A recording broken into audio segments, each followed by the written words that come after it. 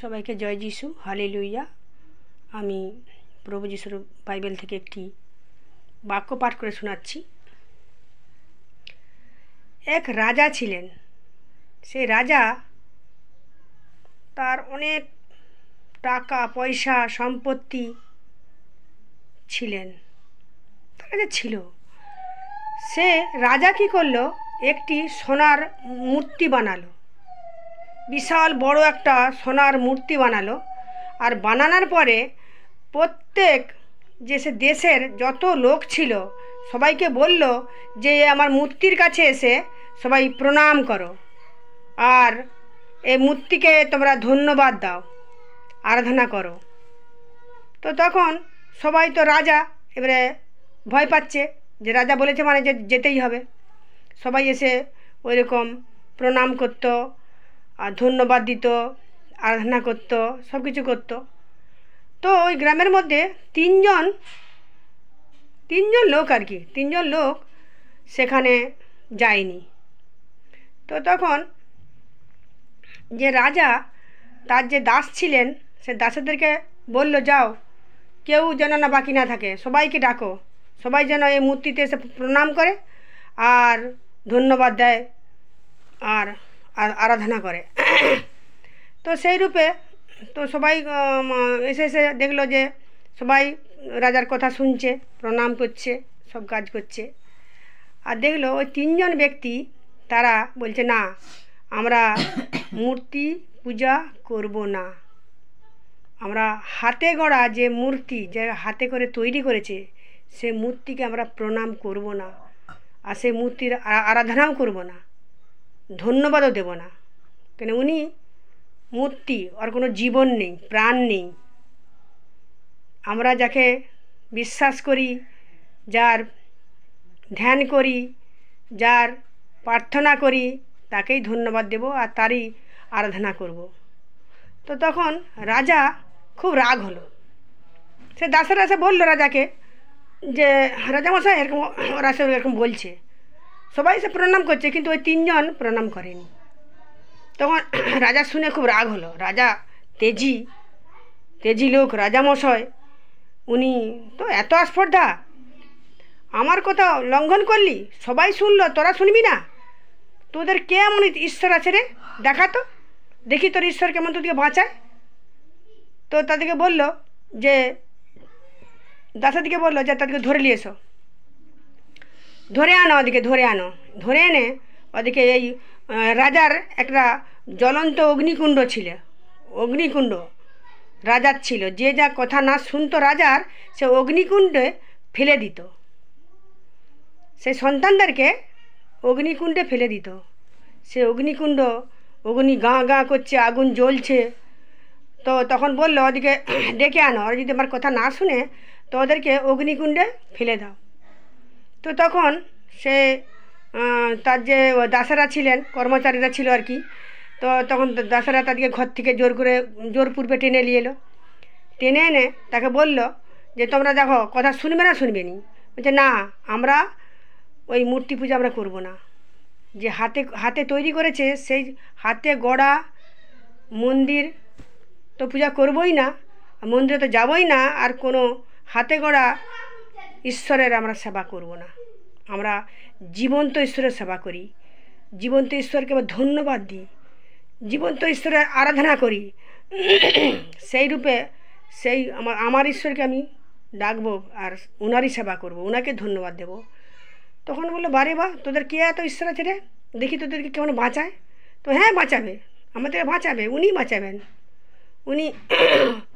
উনি শুনছেন, উনি বাঁচাবেন। তো তখন সেই তিনজন ব্যক্তিকে সেই আগুনে ফেলে দিল। যখন ফেলে দিল, তখন দেখছে রাজা আর তার সেই দাসেরা দেখছে যে তিনজন নয়, চারজন পড়ছে। তখন দেখছে চারজন পড়ছে। তখন রাজা দেখে বলল, আরে তোরা কজনকে ফেলেছিস রে? তোদেরকে তো বললাম যে তিনজন ব্যক্তিকে ফেল, যে তিনজন ব্যক্তি এখানে সেবা করছে না, মানছে না এই আমার দেবতাকে। তো তাদেরকে ফেল, বাকি আরেকজনকে কেন ফেললি? বলছে না রাজামশাই, আমরা 3 জনকেই ফেলেছি। তখন রাজা তো দেখে অবাক হয়ে গেল, 3 জন ফেলেছিস, তাহলে আরেকজনকে? তো আরেকজন তো স্বর্গ থেকে যে আমার পিতা পরমেশ্বর, যার আমরা আরাধনা করি, সেই উনি দুধ পাঠিয়েছেন ওই সন্তানদের বাঁচানোর জন্য। তো তখন রাজামশাই দেখলো আচ্ছা 4 জন নেমে যাচ্ছে। তো তখন সেই স্বর্গদূত যখনই নেমে যাচ্ছে, তো নিচ থেকে যে আগুনটা ছিল, আগুনটা যে ঘুরছিল, গাঁড়া করছিল, সে আগুনটাকে উপর দিকে তুলে দিয়েছে। উনি তো ঈশ্বরের দূত না, উপর দিকে আগুনটা তুলে দিয়েছে, আর নিচে এসি রুমের মতন বানিয়ে দিচ্ছে, এসি রুম বানিয়ে দিচ্ছে, ঠান্ডা এসি রুম, কোনো গরম নেই। তো তখন সেই যে 3 জন পড়েছিলেন, 3 জনের একটা চুলও পুড়েনি, একটা যে গায়ের লোমও পুড়েনি। সুন্দরভাবে সেখানে নিচে দাঁড়িয়ে তারা হালেলুয়া হালেলুয়া করে ঈশ্বরের আরাধনা করছে, ঈশ্বরকে ধন্যবাদ দিচ্ছে। তো রাজামশাই তাই তো, ওদিকে আগুনে ফেললাম তো ওরা তো পুড়লো না, কী ব্যাপার, কেন হচ্ছে এরকম? তো তখন রাজামশাই ভয় পেলেন, ভয় পেয়ে গেলেন। পাওয়ার জন্য সেইখানে যে সন্তানেরা যাদেরকে ওই সন্তানদেরকে ফেলে দিয়েছিল, সেই কর্মচারীগুলো, সেই কর্মচারীদিকেই আগুনে ফেললো ঈশ্বর। তারা পুড়ে গেল, মানে আগুনের এত তেজ যে কেউ যদি কাউকে ফেলে দেওয়া হয়, তার যে ছাইটা, সে ছাইটাও দেখতে পাওয়া যায় না, সে ছাইটাকেও এবার ধুলার মতন উড়িয়ে দেয়, এত আগুনের তেজ। তখন রাজা তো খুব ভয় পেয়ে গেলেন। তখন আস্তে আস্তে করে সে আগুন রাজা বন্ধ করলেন, নিমিয়ে দিলেন, আর সেই 3 জন সন্তানকে সে নিজে হাতে করে তুললেন যে তোমরা উঠে এসো। আর সেইখানে রাজা হাঁটুপাতিত হয়ে, হাঁটু গেড়ে ঈশ্বরকে ডাকলেন যে হ্যাঁ ঈশ্বর পরমেশ্বর ইম্মানুয়েল যীশু খ্রিস্ট, তুমি আছো, তুমি পারো, সব কিছু করতে পারো, সব কিছু তোমার কাছেই সম্ভব, তুমি সব কিছু করতে পারো।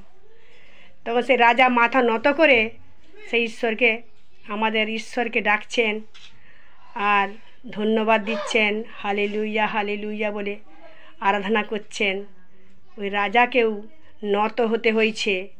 তো সেই রূপ কোনো ঈশ্বরের সন্তানকে কেউ যদি কিছু বলে তো গালি দিও না, তার সঙ্গে ঝগড়া করো না, তর্কাতর্কি করো না, জানাও ঈশ্বরকে, ঈশ্বরকে জানাও পরমেশ্বর উনি আছেন, উনি আমাদেরকে দেখতে পান, সব কিছু শুনতে পান।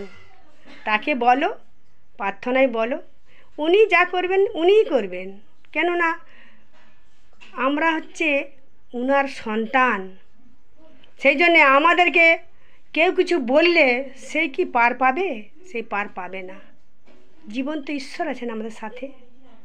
তো সেই জন্য আমাদেরকে কেউ কিছু বললে আমরা তাদের সঙ্গে ঝগড়া করব না, তাদেরকে কটু কথা বলবো না,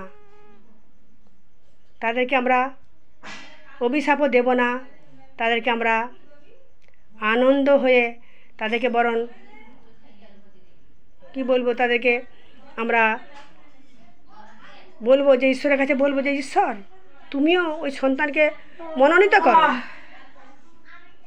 তুমি মনোনীত করো, ওকেও মনোনীত করে আমাদের মতন, আমি যেমন তোমাকে ভালোবাসি সেই রূপ ওই সন্তানকেও তুমি করো।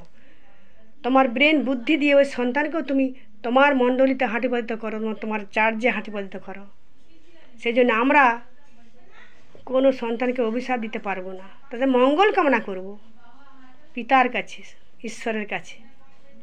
তো সবাইকে জয় যিশু, হালেলুয়া। আমার বাক্যটি এই পর্যন্তই, আর সবার জন্য আমিন।